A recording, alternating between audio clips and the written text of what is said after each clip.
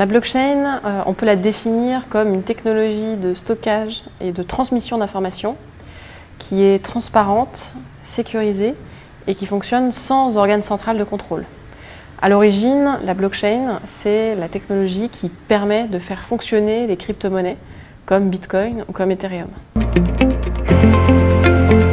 Alors c'est très disruptif en fait, parce qu'avec la blockchain, on arrive enfin à s'échanger et à stocker de la valeur numérique sans avoir recours à des grands intermédiaires comme les banques ou les gouvernements. En fait, ce qu'Internet a permis de faire avec l'information, la blockchain permet de le faire avec la transaction et avec la valeur. On va pouvoir s'échanger de la monnaie, s'échanger des points de fidélité, des votes, tout ce qui a une valeur numérique de pair à pair sans avoir recours à un tiers de confiance.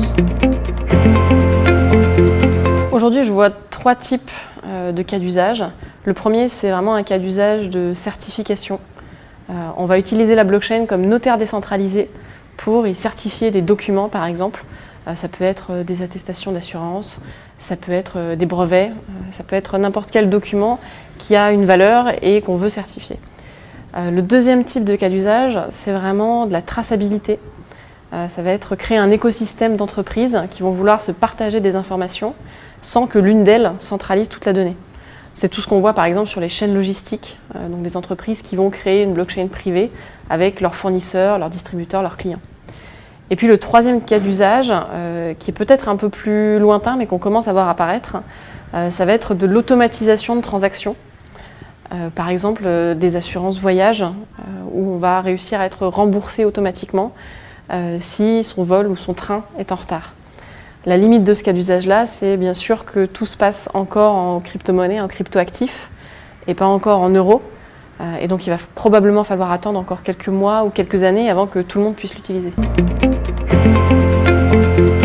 Alors je pense que dans 6 mois ou dans 1 an, on va commencer à rencontrer des produits, des applications mobiles qui vont nous permettre à tous très facilement d'acheter des crypto-monnaies ou des tokens, donc ce qu'on appelle des crypto-actifs dans le jargon, et de pouvoir tous diversifier notre portefeuille d'investissement, de pouvoir tous s'échanger de la valeur très facilement, pouvoir envoyer de l'argent en quelques minutes à un ami qui habite au Japon, sans avoir recours à des intermédiaires de confiance.